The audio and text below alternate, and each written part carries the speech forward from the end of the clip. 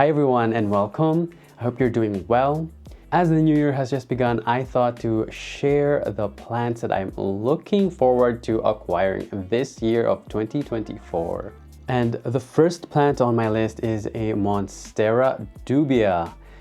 I love Monsteras. The only thing is that there aren't just enough varieties of Monsteras available, especially here in Greece. But the dubia is one that I really find that I like. I know that most of them are sold or grown in shingling form, but I would like to try it in a non-shingling form. So basically kind of like growing it on a moss pole so that it grows nice, large, and fenestrate. So yeah, one of the Monsteras that I'm really looking forward to.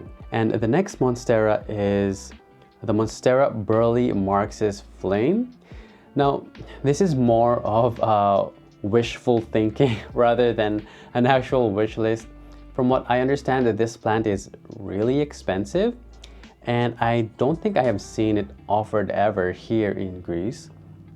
And I kind of started looking at importing, which last year I wasn't really keen on, but then I thought, okay, Netherlands is like one of the top like growers of plants, but for some reason Greece is one of the zones where the shipping costs are higher. So yeah, that kind of hurts. But anyway, I'm not buying anything yet. And from what I have seen on their online store, I don't see the Burley Marx's Flame being available. And even if it did, I think it would cost so much.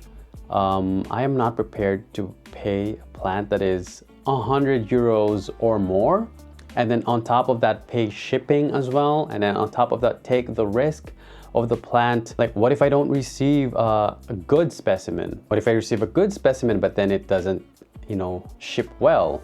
So just a lot of considerations to take when importing Burley Marx's Flame. I don't know, a guy can hope, right? We'll see how the year goes. Next on my list is a Thomatophyllum sprucianum. Really love and enjoy my Thomatophyllum bipinnatifidum, and the sprucianum is another very interesting plant because of how the leaves grow out. I think it's just so pretty. My only problem with this is that this, I think, tends to be a bit of a bigger plant. I don't think I have the space for it. Just as when I got my bipinnatifidum, thankfully it is able to handle outdoor conditions, which is where I have it right now. So the sprucianum, I'm not sure if it's going to be hardy enough for the outside, but I don't know. It's just something that I really have on my radar, and I'll just figure out what I'll do with it if I'm going to go actually get it. But yeah, that's a plant that I really am looking forward to this year. The next plant is, or rather a group of plants, are carnivorous plants. I did have this on my list last year, but I didn't get to get any of them. But I did get a Pinguicula, which I am loving so much, which just ignited my passion for carnivorous plants even more. And definitely getting carnivorous plants, specifically Sarracenias and Droseras. I also want Nepenthes as well. But Droseras and Sarracenias, I will try and get as much as I can. There are quite a number of varieties available. So there is the Drosera paradoxa, Drosera carpensis, and others that I am forgetting right now the names. With Sarracenias, there is the Leucophila, there is the Venosa. I also want the Cephalotus, which I see is available. Hopefully some other varieties of Pinguicula, but so far I have seen only one type. I don't even know which Pinguicula I have. I should go check that out. But yeah, so a lot of carnivorous plants this year.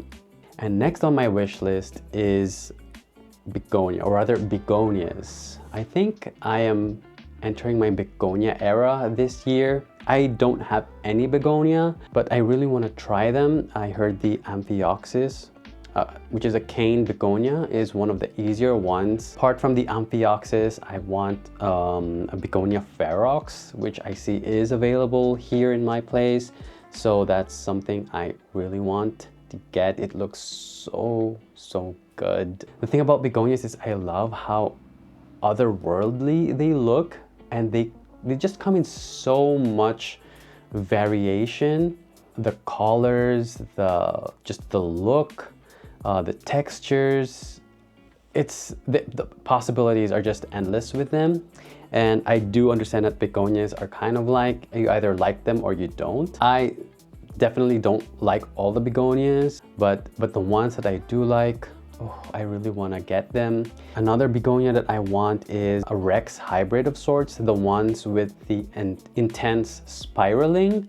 I think they're very beautiful, and I don't really know much about begonias, but yeah, I'm really excited to start my begonia journey and learn more about them. So yes, looking forward to begonias this year. And another plant on my list is a fern, and this one is the snake leaf fern. I love ferns. The only thing with ferns, well, most ferns, is they really like warm, tropical, humid conditions. I have several ferns that I really love, but they are just not doing it for me. They look really bad and tired, and it's just giving me stress and no joy, which is why I want a snake leaf fern, because this is one of the more hardier ferns, being that it has more of a leathery texture. I see it available and I am going to buy it pretty soon, I think. And another fern that I want, which is not really a fern, but it's the foxtail asparagus fern. This is so beautiful.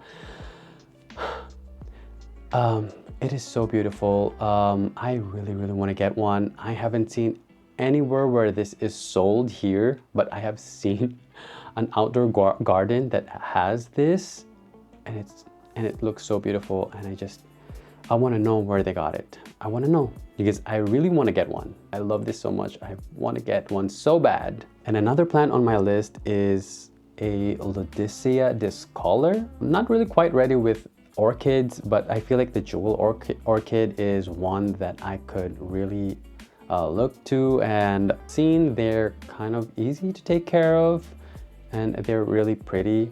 And this is more of an orchid that is, you really want more for the foliage rather than the flowers, because blooms from the Lodicea discolor, I think, is not really that spectacular. I think it's still pretty, but it's not spectacular. But yeah, anyways, Lodicea discolor, and this was actually available in one of the local online Greek stores that I frequent, but I wasn't ready to buy it because I was onboarding onto my new job, so I had to be at the office for like 2 months, and if I ordered it, there wouldn't be anyone at home to receive it, which is why I couldn't purchase one. And when I was ready to purchase one, it just went out of stock. It's actually not even available on the website anymore. It doesn't say out of stock, it's just disappeared, which has got me concerned if it will even be restocked again. And I hope they do, because I really want a Lodicea discolor. And next on my list is a philodendron, and again, this one is more of a wishful thinking, because this one is a hybrid of a Florida Beauty and the philodendron tortum. And I've only seen this online, like on an Instagram, and I don't even frequent Instagram, but you know, once you get into the Instagram rabbit hole, you just get exposed to all these plants that you want but can't have. This one included. I think this is one of a more recent hybrid. I don't think there are a lot of people that sell this. So yeah, I mean, it's very pretty. If it becomes available here this year or next year or whenever, I definitely want one, but I hope it's not expensive. But I think it's gonna be expensive. If you look at this beauty online, it encompasses the best of both worlds, you know, the best traits of the Florida green, the Florida Beauty, and the philodendron tortum. So I'm really curious to see how it's going to develop in the market, like how accessible this is going to be, or how widespread it's going to be available. So yeah, moving on, I've got the philodendron yopii, which it's a very funky looking leaf. which is what interests me. And I think it's not a hard philodendron to take care of. And it's also one that I see is available a little bit on the pricier end. I think the one I've seen here online is going for about 60 to 80 euros, which is kind of a lot. I have not spent that much on a plant. The most I have spent is 30 euros, which is for my Anthurium clarinervium and my philodendron ring of fire. They were 30 euros each, which was a lot, but I was willing to go for that. Now, I'm not sure for the Yopi, but I think this is where the price has kind of normalized now. I'm not sure if it's gonna go lower. So yeah, might bite the bullet on this one. And the next one that I want is the philodendron soderoy, and this one is available here, although it is out of stock. I think it's gonna restock. I don't think soderoy is really all that rare anymore, at least. What's not to love about this plant? I love how big the leaves can get, and the color of the leaves is, it's so beautiful. So yes, one of the other philodendron that I'm really excited for. Last on my list is an anthurium, and this is the Anthurium pallidiflorum. So anthuriums are one of the plants that they've kind of intimidated me. I felt like they are hard plants, but I've seen already a couple of other people on YouTube that have been talking about how anthuriums are actually easy. They're not that hard. And so this is why I think the pallidiflorum is just the best kind of like next step for me with getting another anthurium. I heard it's not hard as a plant, and it's just so beautiful. I love how it has very long leaves and that it doesn't grow tall. So it's just a perfect plant that you can put at a top shelf and just have the leaves hanging down. Greece hasn't been hit with anthurium fever yet, I think, because the only anthurium available is the clarinervium. I've had seen the crystallinum or the silver blush pop up here and there, but right now the clarinervium is the only one that's always available. Not sure if there will be more anthuriums or species or hybrids or whatnot of anthuriums available here. So I think I'll have to import this. So I'm not quite ready for the Warocqueanum or the Veitchii. I mean, those are like such beautiful plants, but they're very, very pricey. I'm not sure I'm ready for not just for the care, but for the price as well. So those are my wish list for this year. I definitely have more plants that I want to get, but these are just the plants that I wanted to highlight for this video. We'll see what happens this year. I definitely don't have to get all of these plants. They're just plants that I really have on my radar and would like to acquire if possible. Who knows, maybe I'll feel differently about some of these plants and will not end up getting them, just as what happened as well on my last year's list. So yeah, those are my wish list. What are yours? I'm curious to know what you guys are looking forward to this year. And if you have any word of caution for any of the plants that I have mentioned in my wish list, please do let me know. I'd love to know what to be wary of. So yeah, that's it. Until then, thank you guys for watching, and I'll see you in the next video. Bye.